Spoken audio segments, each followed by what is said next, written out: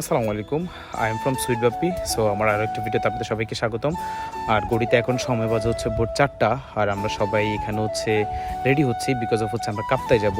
So ready হয়ে আমরা রওনা দিয়ে প্রথমেই চলে যাই হচ্ছে আমরা ফুয়েল নেওয়ার জন্য, কারণ যেহেতু অনেক লম্বা জার্নি, অ্যারাউন্ড 400 কিলো জার্নি, প্রত্যেকটা গাড়িতে ফুয়েল নিতে হবে। সো প্রথমে আমি ফুয়েল নিচ্ছি, দেন আমাদের বাদবাকি যে গাড়িগুলো ছিল ওগুলো ফুয়েল নিচ্ছে। আর ফুয়েল নেওয়ার সময় ভাইয়ের সাথে একটু ডিসকাস করতেছিলাম যে আমি কত টাকার ফুয়েল নিব বা কী আসে বিষয়। সো ফুয়েল নেওয়া শেষে আমরা যেটা করি সেটা হচ্ছে একটা মস্ক খুঁজি, যেটার জন্য আমরা এখানে দাঁড়াইছি। এখানে একটা মস্ক দেখি, দেন নামাজটা পড়ে আমরা আবার স্টার্ট করি। আর যখন আমরা নামাজ পড়ে স্টার্ট করি তখন অলরেডি সূর্য উদয় হয়েছে। ইভেন সূর্যি মামাকে দেখতে দেখতে একটা সারিতে খুব সুন্দরভাবে আমাদের প্রত্যেকটা গাড়ি একটা সারিতে খুব সুন্দরভাবে যাচ্ছিলাম। আর হচ্ছে আপনার বেসিক্যালি রামগড় পর্যন্ত রাস্তাটা খুবই ভাঙা ছিল।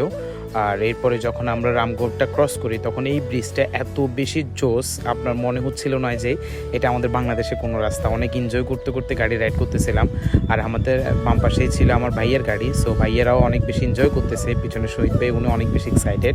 সো পার্সোনালি আমি নিজেও অনেক বেশি এক্সাইটেড ছিলাম এই টুটার জন্য। এই গাড়িতে ছিল রাকিব ভাইয়া, সায়েম, আর আমাদের বাকি যে গাড়িগুলো তারা অলরেডি অনেক দূর আমাদেরকে ক্রস করে চলে গিয়েছে, লাইন ব্রেক করেছে তারা। সো অনেকক্ষণ পর্যন্ত রাইড করতে করতে সুন্দর সুন্দর ভিউ দেখতে দেখতে এবং আপনাদেরকে দেখাতে দেখাতে একটা জায়গায় ব্রেক নিলাম। আফটার 80 কিলোমিটার রাইড করার পরে হচ্ছে আমরা ব্রেকফাস্ট করার জন্য বসি এবং এখানে সবাই পরোটা ডিম ভাজি এটা দিয়ে ব্রেকফাস্ট করে নিলাম। আর আমি এই শ্যুটটা নিচ্ছিলাম মূলত আমার মেন ব্লগের জন্য, কারণ কাপ্তায় নিয়ে আমার প্রপার একটা ব্লগ আসবে, মোটো ব্লগ, ওটার জন্য আপনারা সবাই অপেক্ষা করুন। আর খাওয়া দাওয়া শেষ করে আমরা আবার আমাদের সেই লম্বা জার্নি স্টার্ট করলাম। আর ব্রেকফাস্ট করার জন্য সময় সবাইকে বলে দেওয়া হয়েছে যেন সবাই প্রপার সেফটি মেনটেন করে গাড়ি রাইড করে, বিকজ অফ পাহাড়ি রাস্তাগুলো অনেক বেশি উঁচা নিচা, ইভেন হচ্ছে আঁকা বাঁকা, যেখানে আপনার রাইডিং স্কিল অনেক বেশি ইম্পর্ট্যান্ট। সো আমরা সবাই সেফলি গাড়ি রাইড করতেছিলাম, কিন্তু রাস্তা একেবারে ফাঁকা হওয়ার কারণে আমরা এক সারিতে গাড়ি কেউই রাইড করতে পারতেছিলাম না। কেউ হয় খুব আগে চলে যাচ্ছে, কেউ খুব পিছনে পড়ে যাচ্ছে। তো অনেকক্ষণ রাইড করার পরে আমি হচ্ছে এখানে একটু ব্রেক নিলাম, বিকজ অফ হচ্ছে ভাইয়েরা আমার একদম পিছনে পড়ে গেছে। সবাই আমাকে বলছিল যে একটু ফাস্ট যেতে, তো আমি আসার কারণে সবাই আমার অনেক পিছনে পড়ে গেছিলো। সো ওরা সবাই চলে আসছে, দেন আমরা আমাদের যাত্রা আবার স্টার্ট করি। আর লেটস সি এই রাস্তাটার ভিউ কত বেশি সুন্দর।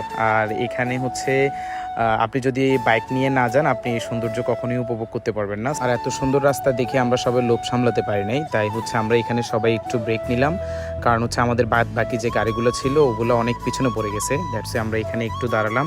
আর আবার যাত্রা স্টার্ট করার পরে অবশেষে আমরা কাপ্তাই লেক এসে পৌঁছে গেলাম। আর কাপ্তাই লেকের সৌন্দর্য নিয়ে আমি প্রপার একটা ব্লগ দেবো ইনশাল্লাহ। আর এখন এখানে যে পরিমাণ গরম, দাঁড়ানোর মতো অবস্থা ছিল না, তাই আমরা সবাই সিদ্ধান্ত নিয়ে এখান থেকে হচ্ছে লেক শোর আর্মি ক্যাম্পের একটা রেস্টুরেন্ট আছে ওখানে চলে যাই, যেহেতু লাঞ্চ টাইম হয়ে গিয়েছে একেবারে আমরা পৌঁছাতে। দ্যাটস ওয়াই হচ্ছে আমরা দুপুরবেলা লাঞ্চটা লেক শোর রেস্টুরেন্টে করি।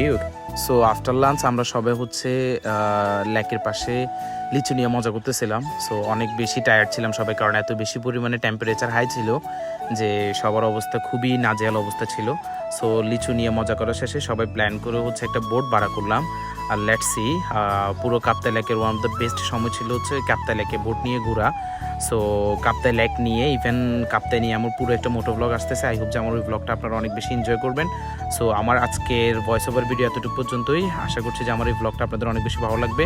সো দেখা হচ্ছে পরবর্তী ব্লগে। ধন্যবাদ সবাইকে।